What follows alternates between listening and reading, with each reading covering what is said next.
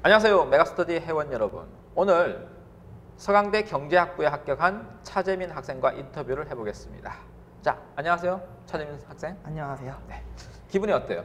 너무 좋아요. 저는 정시로 지금 감히 생각도 못할 학교에 지금 합격을 해가지고 저 너무 좋아요. 저 솔직히 합격 붙고 막 동네방네 다 뛰어다닐 정도로 너무 좋았어요. 저는. 자, 그래서 이제 논술과 관련된 학생 여러분의 궁금증을 풀기 위해서 일단 일반적인 논술에 대한 질문부터 하겠습니다. 일단 논술을 준비하게 된 계기는 어떻게 되나요? 현역 시절에 국어 선생님으로부터 글쓰기 실력이 좋다는 평가를 받았었는데 그래서 뭐 현역 때도 논술을 쳤고 근데 수도권 대학 다 떨어졌어요. 그래서 이제 재수를 하게 돼서 이제 박기호 선생님과 논술을 시작하게 되었습니다. 자, 그럼 이제 논술을 시작한 시기는 언제죠? 2018년 3월부터 이제 논술을 시작했어요. 3월부터 시작했는데 본인이 느끼기에 바람직한 논술의 시작 시기는 뭐 고3은 언제부터 또는 뭐 재수생은 언제부터? 아무래도 1월이 아닐까라는 생각이 들어요. 제가 이제 3월부터 시작을 했는데 제가 2개월이라는 갭이 있는데 그거를 빠른 시간 안에 따라잡기가 되게 힘들었기 때문에 좀 아무래도 커리큘럼을 시작하는 1월부터 시작하는 게 가장 바람직한 것 같습니다. 그렇죠. 논술은 보통 1월 달부터 스타트해서 3월 달 되면 2달이 지났고 벌써 7월 달 되면 문제풀이반을 들어가죠. 근데 7월 달에 들어오는 학생들은 이제 당황스러운 거죠. 자, 논술 공부를 어떤 방식으로 했나요? 박기호 선생님의 강의를 우선 충실히 들었고요. 첨삭 내용을 토대로 부족한 부분을 점검을 했어요. 그리고 인강을 통한 강의를 복습하면서 약점 부분을 복습하였고 모범대학 베껴쓰기, 재생하기, 다시 쓰기를 통해서 박기호 선생님의 논술 테크닉을 체화할 수 있었습니다. 후배들한테 추천하고 싶은 방식 이 중에 있나요, 혹시? 모범답안 베껴쓰기와 재생하기를 추천하고 싶습니다. 물론 수업을 듣고 직접 글을 작성하는 과정이 당연히 필요하지만 논리와 구조를 체화하는 데 있어서 가장 빠른 방법이 이런 방법이 아닐까 생각이 들거든요. 자, 그럼 이제 베껴쓰기란 것은 뭘 말하는 건가요? 박기호 선생님이 제시하시는 매트릭스 예시 답안을 다시 써보는 거예요, 그거는. 근데 그게 왜 도움이 될까요? 아무래도 베껴쓰기를 하면서 자신의 답안과 박기호 선생님의 답안의 차이점이나 논리 구조의 차이를 파악할 수 있고 그런 박기호 선생님의 좀 깨끗한 글을 좀 체화할 수 있기 때문에 좋은 것 같습니다. 그럼 이제 재생하기는 왜 추천하나요? 재생하기는 이제 베껴쓰기 다음에 하는 과정인데요. 재생하기는 다시 제가 생각을 해보면서 답을 작성하는 거잖아요. 그러니까 이제 아무래도 베껴쓰기를 통해서 얼만큼 체화가 됐는지 제가 논리를 얼마나 따라갈 수 있는지 그런 거를 확인해 보는 과정이기 때문에 반드시 필요하다고 생각합니다. 보통 이제 제가 처음에 1학기 동안은 재생하기를 안 가르쳐 주잖아요. 그냥 베껴쓰기만 가르쳐 주고 그리고 여름방학 이후로 재생하기를 가르쳐 주는데 이제 강의를 쭉 듣고 진행해 보니까 왜 그렇게 하는지 이유를 알 것 같나요? 네.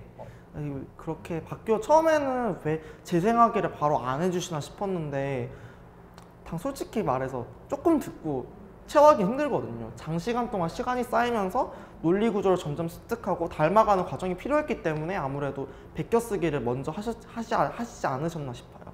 네. 자, 이제 논술 준비하면서 가장 힘들었던 점 그리고 극복 방법이 뭐죠? 논술을 준비하면서 아무래도 전 수학이 약하다 보니까 자료 해석 파트가 되게 어려웠는데요. 저는 그래서 논술 시험 전까지 무조건 자료 해석만큼은 정복을 하겠다 이런 각오를 가지고 매 수업이 끝나자마자 집에 와서 박기호 선생님의 수업 내용을 곱씹으면서 자료 해석 풀이 과정을 한번 다시 정리해봤어요. 그리고 이런 과정을 반복하면서 이제 자료 해석에 나오는 그래프나 도표, 통계 자료 같은 거에 익숙해지고 풀이 능력이 아주 좋아졌던 것 같고요. 네. 이제 보통 학생들 그러면 논술이란 것은 글짓기, 글쓰기라고 생각하지만 시험 문제는 오히려 통계 그래프가 더 많이 비중 있게 어렵게 나오기도 하죠. 네, 그건 언제쯤 이렇게 자료 해석이 중요하구나 하는 걸 깨닫게 됐나요? 저는 이제 아무래도 상위권 대학의 유형을 본격적으로 익히기 시작하는 7월쯤부터 그걸 되게 느꼈는데요.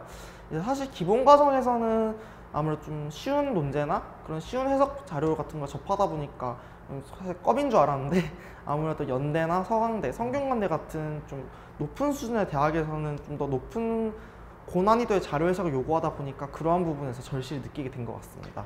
자, 이제 경쟁률이 굉장히 높은데 논술 전형은 어떻게 합격할 수 있었을까요? 저는 논술 시험을 치러 갈 때 경쟁률이 딱히 개의치가 않았어요. 왜냐면 수능 최저 등급이라는 게 있기 때문에 그렇게 거기서 떨어진 사람도 많고 막상 논술 원서를 냈는데 오지 않은 사람도 너무 많았어요.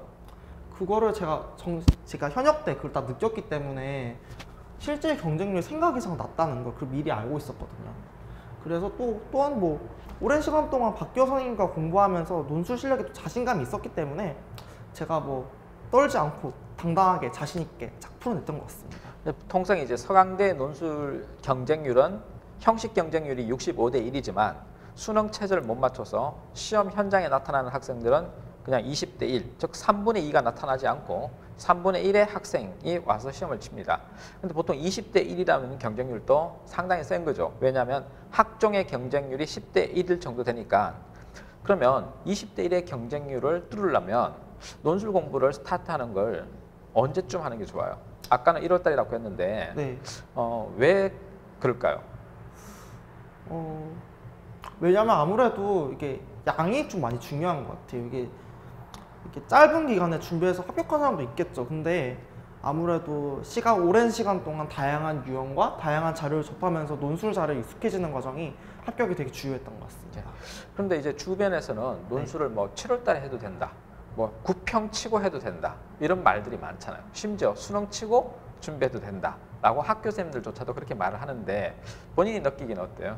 지방대는 괜찮아요. 지방대는 그렇게 해도 돼요.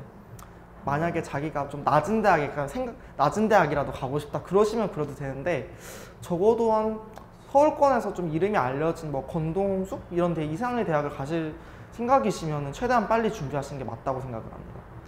네. 지금 이제 학생의 이야기는 그 대학 레벨마다 좀 다르다는 얘기고, 박 교수님 얘기는 어떤 얘기냐면 과연 7월 달부터 해도 된다, 9월 달부터 해도 된다라고 말하는 사람들은 논술 공부를 해본 적이 있을까요? 풀어봤을까요? 저는 그런 생각이 듭니다. 왜냐하면 7월 달부터 하면 거의 문제풀이반을 들어가기 때문에 이론 준비 없이 그냥 들어오는 거하고 똑같아요. 그러니까 수학을 공부한다고 친다면 수학의 이론반을 듣지 않고 곧장 문제풀이를 처음부터 하는 거랑 똑같은 꼴이 아닐까요? 네, 자 지금부터 이제 박기호 논술 관련된 수업 질문을 좀 해볼게요. 박기호 쌤 수업을 수강한 이유가 있을 텐데 그게 어떤 이유 때문에 그래요? 저는 재수 기간 동안 목동러셀 자습관을 이용했는데요. 박기호 선생님 수업이 괜찮다는 담임 선생님 추천을 받고 이제 수업을 듣게 되었습니다. 네, 어쩌면 담임 선생님이 언인일 수 있네요. 네, 그렇죠. 이제 9번 박기호 선생님 수업 중에서 가장 도움이 된 부분. 저는 아무래도 스텝 2에서 배웠던 심화 개념이나 자료 해석 스킬이 이제 상위권 대학 합격에 있어서 매우 중요했다고 생각을 해요. 그렇죠. 이게 심화 과정에서 들어가는 이 내용이 보통 우리가 5월달, 6월달에 진행되는데 아쉽게도 5월달, 6월달에는 현강 학생들이 잘 듣지 않아요. 그래서 이걸 7월달에 들어온 학생들이 이 과정을 주로 인강으로 듣게 되는데 박 교수님 강의의 정수는 이 5월달, 6월달에 논리를 강화하는 부분과 자료 해석을 강화하는 부분이 있는데 그게 가장 심도 있는 부분인데 상위권 학교를 가려면 꼭 그 부분을 들어야 된다, 그죠? 자, 그럼 이제 10번 박 교수님의 방법론을 어떻게 활용했나요? 저는 논술 시험장에서 연습지에다가 이제 매트릭스를 그려가면서 제신을 분석했고, 이제 문단의 구조를 짤 때 유형 공식을 활용해서 좀 빨리 짤 수 있었어요. 자, 유형 공식이 뭔지 본인이 느끼는 건 뭐예요? 유형 공식 대체 무엇이고 왜 도움을 받았는지? 유형 공식은 거기 질문에 따라서 이제 질문의 유형에 따라서 빨리 이렇게 논술 원고지의 구조를 짜는 그런 공식 같은 건데요. 저는 이걸 통해서 문제 유형에 따라서 바로바로 할 수 있으니까 좀 분석 시간이 좀 줄어들고 좀 효율적으로 할 수 있었던 것 같아요. 그렇죠. 시간을 줄여줄 수 있는, 논술 시험 현장에서 당황하지 않고 시간을 줄여주는 방법이 유형 공식으로 내용을, 논지를 그리고 개요를 짜는 방법입니다. 자, 이제 박 교수님 수업 들으면서 파악한 자신의 강점과 약점. 자, 여기서는 박 교수님 수업 딱 들어보니까 본인한테는 어떤 강점과 논술에 있어서 어떤 약점이 있었는지. 제 강점은 아무래도 제 시문의 요지를 빨리 파악하는 거였어요. 이제 매트릭스를 그려가면서 잘 시문 해석을 되게 연습을 많이 했는데요. 이제 아무래도 주변 학생들보다 좀 더 빨리 하는 게 그런 게 좀 있었고요. 근데 약점은 역시 자료 해석이나 어휘력 이런 부분이 약점이었어요. 이제 어휘력이 많이 부족하다 보니까 그 원고지에다가 제 시문 내용을 통째로 옮겨 쓰는 경우도 있었고, 도표 해석이 능력이 너무 떨어지니까 문제를 제대로 못 푼 적도 많았거든요. 그렇죠. 어휘력 노트가 기억나나요? 헥사이다? 네. 네. 그게 어느 정도 도움이 됐나요? 합격이 한 50%는 된 것 같아요. 50%. 맞아요. 헥사이다를 보고 합격했다는 학생이 많아요. 시험장에서 바로 헥사이다를 봤는데 거기 나온 단어 그대로 그 배경 지식이 없었는데 헥사이다에 있는 내용만 옮겨 적어서 합격하는데 도움을 받았다는 학생도 있어요. 자, 이제 자신의 약점을 어떤 식으로 보완을 해왔는지. 이제 자료 해석 개념 강의를 많이 돌려봤고요. 매 수업 시간마다 이제 요거는 이제 자료 해석 개념 강의라는 건 이제 인강을 말하는 거죠? 네, 스텝 2 인터넷 강의를 되게 많이 돌려봤어요. 그리고 이제 매 수업 시간에 자료 해석을 다뤄주시는데 그걸 복습이 되게 꼼꼼히 있고요. 이제 어휘력 같은 경우에는 매 수업 시간마다 나와주는 자료나 획사이다 같은 자료가 있잖아요. 그거를 이제 틈틈이 읽고 풀어봤고, 이제 예시 답안이라든 매트릭스 예시 답안이나 대학에서 제시한 예시 답안의 단어를 최대한 잘 바꿔보는 연습도 많이 해봤던 게 실전에서 많이 도움이 됐던 것 같아요. 네. 그 이제 논술을 추천하고자 하면, 자, 박기호 논술을 어떤 학생들한테 추천하고 싶고, 그 다음에 만약에 또 논술을 추천해야 될 학생들이 있다면 또 어떤 학생인지. 그냥 야, 너는 논술을 해야 돼, 이런 학생이 있을 거고, 또 그 중에서도 논술을 할 학생들한테 어떤 사람들은 박기호 논술을 꼭 들어야 돼, 이렇게 말하고 싶나요? 논술을 추천하고 싶은 사람은 일단 내신이 좀 안 좋은 친구들이 좀 준비를 했으면 좋겠어요. 왜냐면은 그런 친구들 같은 경우에 특목고나 자사고가 아닌 이상에는 사실 정시로밖에 길이 없잖아요.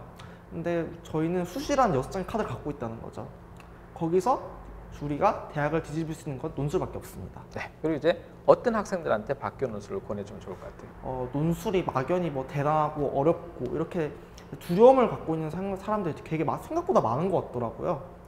이제 그런 친구들 같은 경우에는 박기호 논술을 들으면은 논술을 좀 더 쉽고 빠르게 익힐 수 있다는 점에서 추천하고 싶습니다. 자, 일단 논술로 큰 관문을 뚫은 학생 입장에서, 네. 경험자 입장에서 후배들한테 어떤 말을 한번 해주고 싶나요?